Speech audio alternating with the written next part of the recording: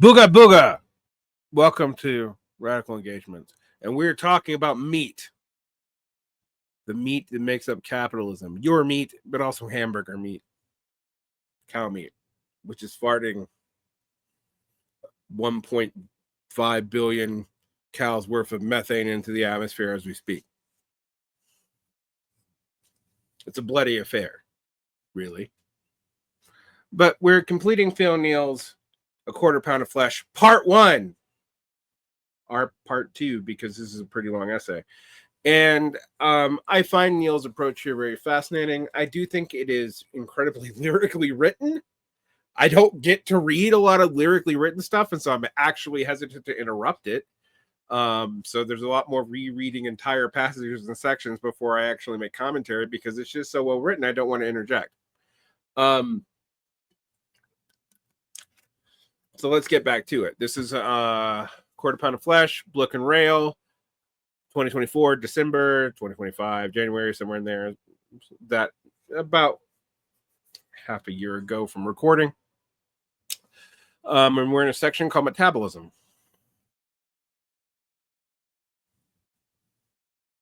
Metabolism. Human history also places these numbers in perspective in another sense.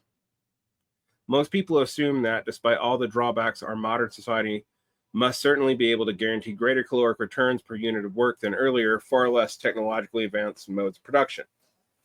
And yeah, many even Marxists assume this. And yet, the evidence here is ambiguous. In the warehouse, I could earn some 1,475 calories per hour by lifting 100,000 boxes weighing some 200,000 pounds in total, likely burning 600 calories in the process. The Hadza people in northern Tanzania are frequent points of reference in both anthropology and in studies of human metabolism, since they offer the last living case study of an almost entirely hunter-gatherer society. And while their hourly caloric gain is less than that of the warehouse worker, it is not that far off. Hadza men and women acquire 500 to 1,000 kilocalories, i.e. calories, of food an hour on average. Ethnographic records from other groups around the world suggest these rates are typical for hunter-gatherers. 5 hours of hunting and gathering can reliably bring in 3,000 to 5,000 kilocalories of food, enough to meet a forager's daily needs and provisions the camp's children. In other words, the Hadza earn just a bit less than 1 to 2 Big Macs per hour while working the same shift hours as the warehouse worker. So it is true that the warehouse job offers a marginal advantage, earning a caloric surplus roughly double that of the hunter-gatherer. The advent of agriculture brings us closer to an adequate equation. The same study cited above also compares the Hadza to the Zizmain, a population of farmers in the Bolivian portion of the Amazon, who deploy traditional agricultural methods, growing heritage crops and supplementing their agricultural plots with hunting, fishing, and gathering. Quote, with farm foods as their energy staple, they produce nearly twice as many calories an hour as the Hadza. Meanwhile, most estimates of the average physical exertion in pre-modern societies are close to those of the warehouse workers.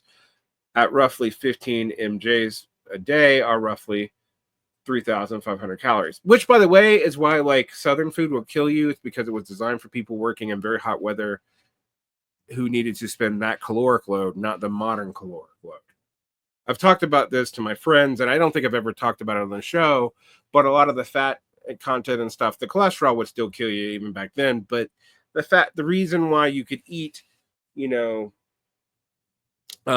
American Southern diet, which was also based on what you could not ship to the other areas of the country. So it was often, cuts of meat that were not preferable, often high in fat, but also that you were working in 100-degree weathers and 90% humidity for 8 to 10 hours a day. Soul food is super caloric for a reason. We maintain it for cultural practices, but it was really developed for a different purpose, which was a highly labor-intensive agrarian society. That's true for most traditional cuisines eaten in most farm areas. And that's something to remember when you're thinking about what is going on with American and worldwide obesity. Yes, Virginia, there is actually a reason for it. Let's get back to the text here. In fact, human metabolic rates appear to be remarkably similar across societies, differing primarily to age and fat-free mass. Accepting the estimate that the agriculturalists produced twice that of hunter-gatherers, this would amount to some 1,000 to 2,000 calories per hour of roughly 1.7 to 3.4 Big Macs, which average out to roughly 2.5. Almost a similar number of hamburgers are earned per hour in the warehouse. And yet, if I had been making the local minimum wage of 16.23 per hour dollars, that figure would have dropped to something closer to 2 hamburgers per hour, or 1,180 calories at the very bottom range for the agriculturalists and at the very top for hunter-gatherers. If I'd been making the national minimum wage of 7.25 per hour and purchasing the national average Big Mac of 5.69, I would be earning 1.23 hamburgers per hour, or 725.7 calories, roughly the same as the average hunter-gatherer. Thus, despite the vast technological advantage of modern society, poor workers in the roughly metropolitan regions in the richest country in the world are given per hour roughly the same amount of protein-rich substance required by the average peasant or hunter-gatherer. Ouch. Translated to a global scale, however, the picture is far more grim. While popular statistics list out startling declines in global poverty, trends which, even in the rosiest estimates, have reversed over the course of the 2020s, meaning that we're seeing global poverty return, except in China. The burger, again, tells us a different story. Among the most widely used measures of global poverty was the $1.90 a day poverty line, now updated to $2.15 a day. Each is an arbitrary number, but has been widely used by the World Bank, aggressively promoted by the philanthropic business interests of billionaires like Bill Gates, and widely publicized by pro-capitalist clerics like Steven Pinker. Boo! All of which made it into the de facto standard for policymakers. So when compared to subsistence needs, however, the entire narrative of global poverty alleviation visible under this measurement collapses. As Jason Hinkle points out in 2019, when the 1.90 measure was still the standard, using the 1.90 line shows that only 700 million people live in poverty. But note that the UN's FAO still says that 800.15 million people do not have enough calories to sustain even minimal human activity. 1.5 billion are food insecure and do not have enough calories to sustain normal human activity. And 2.1 billion suffer from malnutrition. How can there be fewer poor people than hungry and malnourished people? Ouch. That's a good fucking question. Of course, the trend makes perfect sense when appraised in the quarter pound of flesh.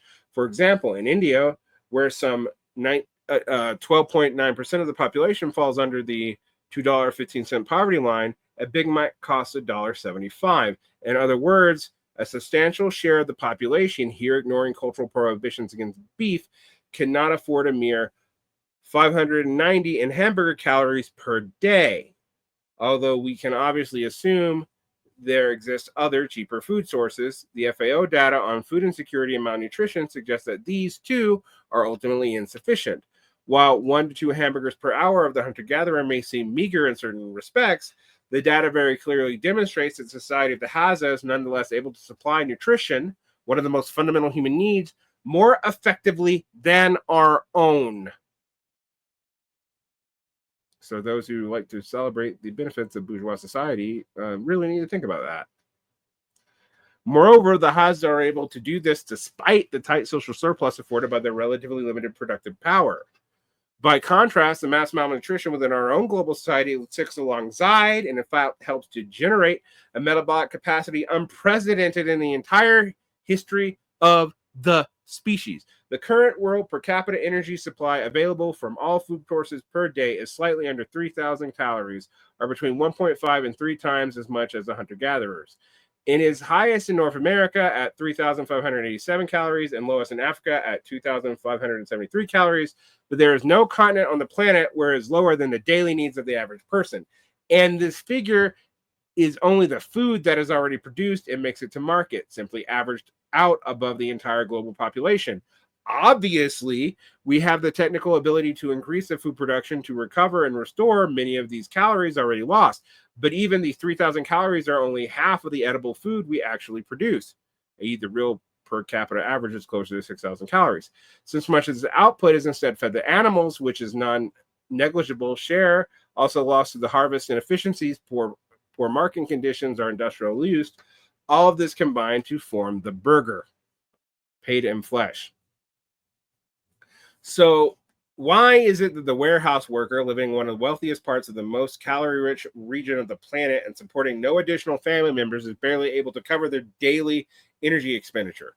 In fact, the warehouse does not even allow this. Since we cannot survive on hamburgers alone, we must instead trade the surplus meat retained at the end of the month for luxuries like shelter, electricity, water, a car, the gasoline to power it. The buses do not run for night shift workers, and God help you if you have a child. In cities like Seattle, childcare for anyone with a full-time schedule averages nearly $1,000 a week. Jesus Christ. No wonder people ask why people aren't having children and why you cannot do this. And this is really obvious here.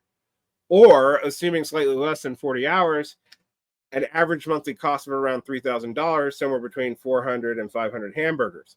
Over the past decade, the cost of all these necessities have also been substantially in sustained inflation, a trend which has only accelerated in recent years. Between May of 2020 and May of 2021, the cost of all items have increased some 5%, and by the end of May of 2022, the cost of all items have increased another 8.6%.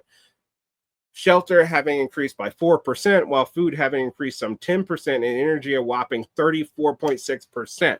So when people tell you we live in a good economy and people are wondering why, this is why people never assumed the Biden economy was all that good, and it's only bound to get worse. In the years since, inflation has remained positive for all categories other than industry, led by increases in the cost of shelter. Housing rose some 5.5% between May of 2021 and May of 2022. The further 8% between May of 2022 and May of 2023, and then another 5.4% by May of 2024. In Tacoma, Washington, where I live, the average one-bedroom apartment now costs $1,530 a month, or 190 hamburgers. The local cost of $750 after tax has since lowered slightly. In the neighboring Seattle, conditions are much worse. $2,050, 270 hamburgers per month for a one bedroom, and $1,500, 200 hamburgers for a studio. Solely taking rent into consideration, a surplus of 92 hamburgers is simply not enough. Despite draining a full day's energy,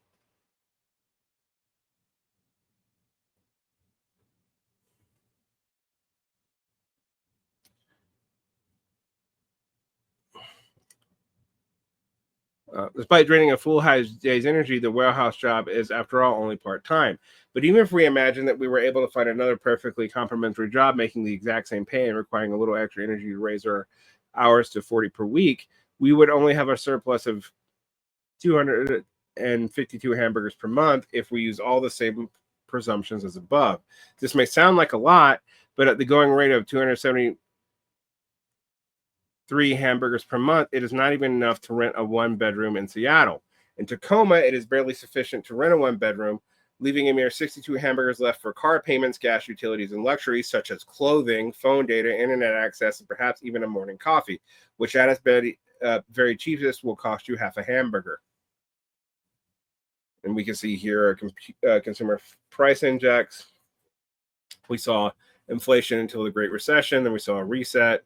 We've seen inflation spikes up and down, but around 2 to 3%, depending on the year, with the lowest being 2015.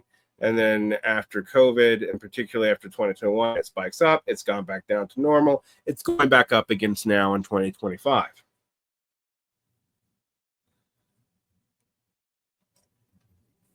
In other words, even working full time at $20 an hour, you will be spending nearly 100% of your non-food income on rent and utilities if you want a loan in an apartment where the bedroom is separated from the main living space. This basic condition is what is referred to as a housing crisis, for which neither of the major political parties fielding candidates in the last election offered even a hint of a solution, because in the end, any real solution to this problem requires violating the sanctity of property. It's easy enough to capture in the conventional data. From 2001 to 2020, median rents grew by 21% after inflation, while renters' incomes grew by 2%. Then the rental costs skyrocketed even further in the wake of the pandemic. By 2022, half of U.S. renters paid more than 30% of their income in rent and utilities, which also they require you now to show that you can you make 3 times, the rent to even qualify for a place. It used to be half. These figures are particularly high in coastal centers, especially in the West Coast, where nearly all the metropolitan areas in Southern California see more than 30% of their population pay more than half their income in shelter. And despite the right-wing talking points about the failures of liberal governments, the same trends are visible leading in conservative states such as Florida, where almost all urbanized areas are even worse rent burdens than California. Florida is a hellscape for rent.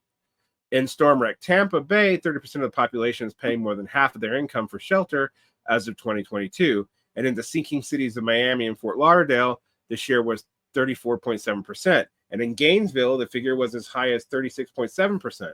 Nor is this problem limited to large coastal cities. In Boise, Idaho, which Idaho in general has seen property values go through the roof, 51.9% of the population paid over a third of their income for rents and utilities, while 23% was paying more than half. In Duluth, Minnesota, the numbers were 50.5% and 32.2% respectively. Despite extremely rapid build-outs of new apartment complexes in almost all urban areas of the country, they're all over the place here, but they're all small units. There's no units for families, even in Utah, which is a Mormon state with large families. It's actually becoming a weird crisis for schooling here because the cities are pushing all the families out to areas that don't have teachers for them and don't have places for them to live. It's bad. And we're nowhere near expensive as Seattle. We're about the same price as Tacoma. Maybe a little less, maybe a little more.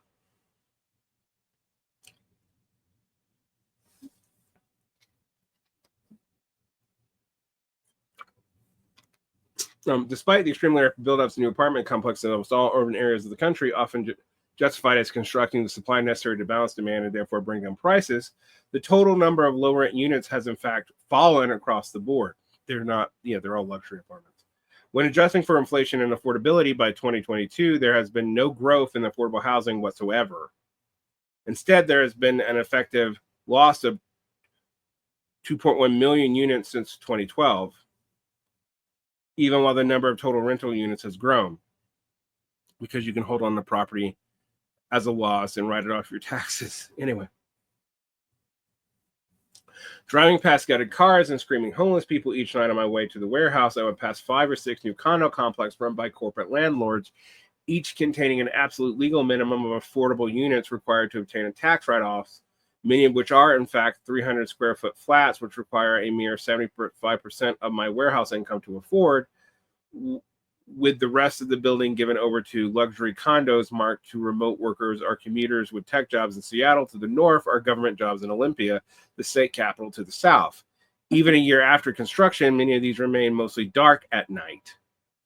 At the end of 2023, some 6.6% of rental units were officially reported as vacant across the country, though the real figure is likely double this, taking into account misreporting and units purchased for short-term re-rentals via platforms such as Airbnb, and is, of course, much higher in certain cities. Yeah, I think that one of the things that we find is there's not a lack of housing out there. There's a lack of affordable housing, and there's a reason for that, because there's all kinds of tax incentives and stuff that make it, a viable thing to just hold on to housing and not rent it to keep the market price up. Given the caloric returns earned from the warehouse roughly approximate these earned by the peasants living a largely agrarian lifestyle, perhaps it is only natural that, like the average peasant, we too must pay an inordinate share of those calories in the coffers of the local landlord. In total, residual incomes, the amount of money available after paying for rent and utilities to cover other needs, have dropped significantly. But you already know this, having experienced it yourself year after year. On average, households earn less than $30,000 annually, a bit less than what we'd make if we worked full-time shifts at a warehouse.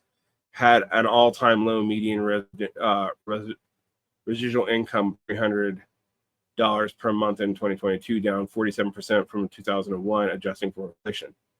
That's a mere 54 hamburgers using the national average price without taxes. Unlike our more honest measure of surplus meat, however, that figure does not already include food expenditures. Divide the number by the 30 days in a month, and you are left with a mere 1.8 hamburgers per day, with absolutely nothing left over for additional expenses. Clearly, these conditions are already inhumane, but what happens when you are in this lowest of income brackets and therefore cannot acquire enough hamburgers to give to your local landlord? One option is to prostrate yourself before another. In other words, you cannot afford the rent and food and utilities and clothing and whatever other necessities you can, of course, go into debt. However, this is only possible if you have good credit to begin with, which is to say, if you come from a wealthier family, or if you, like me, had a fortune of having your social security number chosen at random by a physically responsible undocumented immigrant who has, through regular car and credit card payments, improved your serendipitously shared credit score. That's funny, Bill. That's funny. Increasingly, their debt load is precisely what many Americans have done since the inflationary wave began in early 2020s. Prior to the pandemic, credit card debt had already climbed to historic levels, surpassing those of the credit boom of the Great Recession. The payout of emergency unemployment benefits and stimulus checks saw the figure drop slightly, but as these resources dried up and rents continued to skyrocket, U.S. households were forced to continue spending and ended up accumulating historically unprecedented levels of credit card debt, toppling $1 trillion in total by 2023. Adjusted to per capita levels, see Figure 1, the figures now exceed the peak of the consumer debt bubble in the early 2000s. Not coincidentally, per capita credit debt is also well above the national average in states with the highest house values and the highest shares of cost-burdened renters, such as California and Florida. And it is lowest on average in areas with lower rent, such as Kentucky and Mississippi, but also are full of poverty. So you're fucked either way. I don't know what to tell you, man. Credit card debt, we see an average on 3,000, goes up to 4,000, and the Great Recession hits, it drops, starts going back up around 2015, hits a peak right before the pandemic, starts going down before the pandemic, goes down at the pandemic, goes way down, then shoots back up. All right, that's me describing a graph. But if the interest piles up and the monthly payments climb too high, you are now effectively have a second rent on top of the first, and eventually one or the other lord will come to collect. If the lords of finance come for you first, they will pare down your possessions and find a local judge to order you to pay to be docked of its hamburgers directly. After this happens, you will most certainly fall short of rent. When landlords then come to collect and find you lacking, the sheriff will be sent to your house and you'll be forced to live outside. This is very simply how many things work here in America. The result seems, by any reasonable standard, paradoxical. Nationwide, the number of vacant houses and homeless people have been rising at similar rates. Yeah, people aren't filling the houses. By early 2020s, homelessness rose to an all-time high of 653,100 people, using extremely conservative measures, widely acknowledged to undercount the true figure at least by half, a rate that also tended to track in trends in housing costs, such that the rent-burdened areas also saw the highest shares of people living outside. See California. If you've ever been to any place in California, you will see tons of tent cities. In cities across the country, entire villages have risen up on their bridges, perpetually, I'm adding this, but perpetually hassled by the cops, and also breeding some of the highest crime rates in the country. And I don't say that to shock people or to be anti-homeless. It's just true. On the periphery of the parks and forests, in the flood-prone gullies and tunnel systems, or in the other abandoned parts of land. Through periodically raised by the police, a lack of shelters means that most of those displaced after each raid will simply reconvene somewhere else to reconstruct the village that was destroyed, although without their tents and shit that they just lost. At first, it appears as if these villages operate entirely outside the formal economy, specializing in black and gray market commerce, drugs.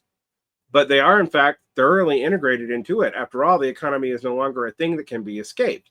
Even within the black market, for example, the currency of choice is name brand luxury detergent, especially Tide Pods, which are portable, do not spoil, and are also an expensive essential that can be resold for a discount or easily traded with no paper trail.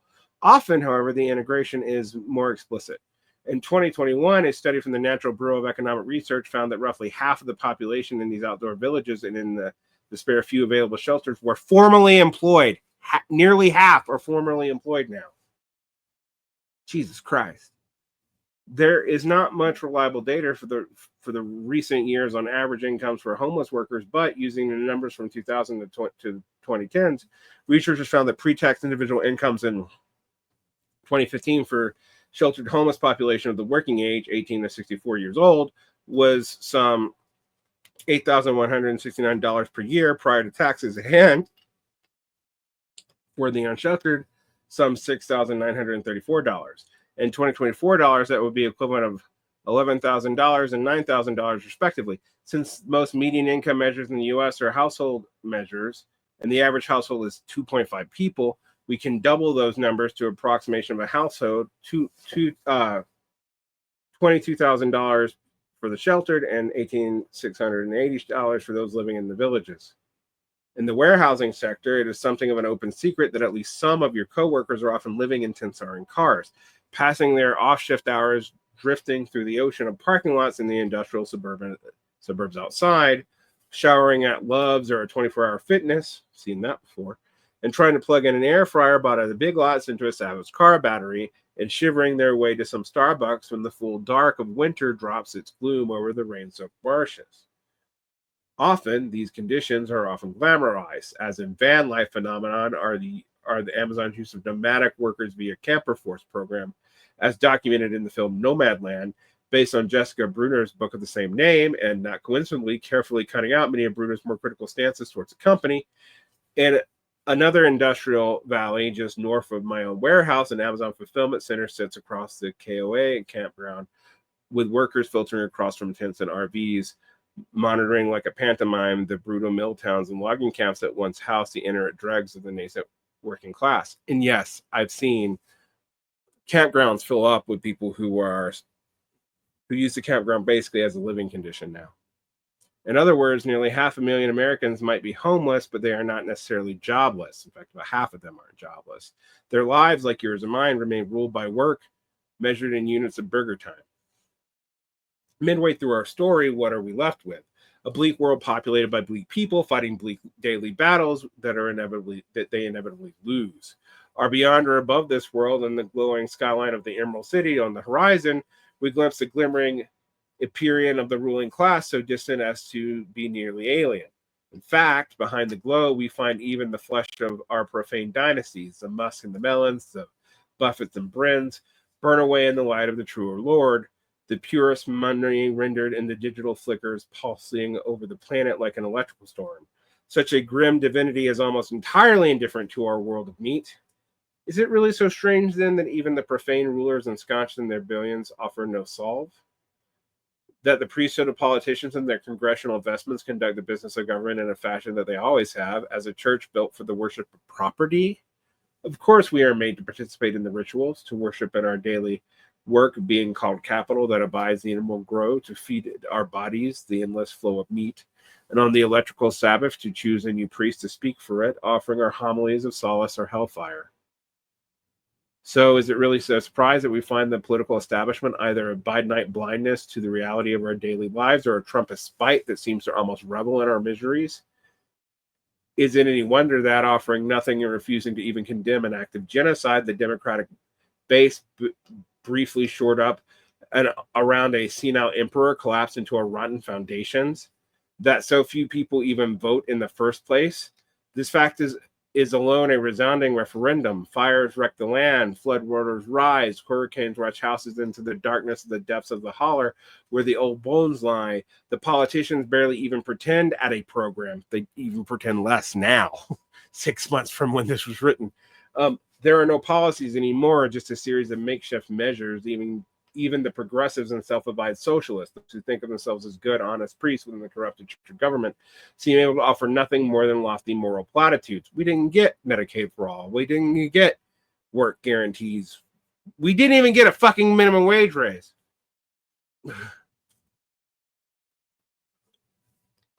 And when it comes down to it, a base nationalism that pits working people against our brethren across the border. Few solutions are even offered anymore, whether from the left or anywhere. Universal free college doesn't fix this. Sorry, guys.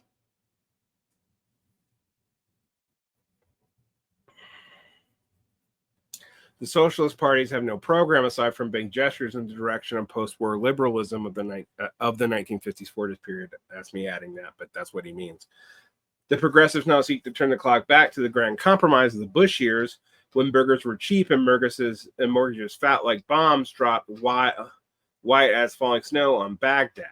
The centrist is a horse from a long decade screaming that everything is fine are in fact better than it ever has been if you just consult the numbers. So many economists have been saying this shit until recently, and now they've shut the fuck up. But I mean, really, it was really frustrating. In the end, even our budding fascists seem able to offer only more of the same at a greater intensity, and we've seen proof of that now. They promise madness and at least deliver. In all cases, we find a unilateral refusal to face reality. Yep. To embrace the bleakness and build an army necessary to break it. Afraid perhaps to grapple with the hamburger, the glistening glob of meat that pulses in the grid above. What can be done? We'll go to part 2 soon. I think Phil Neel really captures why so many people feel desperate. Protect your peace. Like and subscribe. Hit the bell. You can find more like this behind the Patreon. And thanks all my patrons for supporting me. You might notice that the background's changed because I'm moving. And we'll be moving to a new office. And I had to get new equipment this year too because in my rental house, we've had flooding recently from hard water. So you guys have really helped me out. But now we have to move to deal with that. Take care.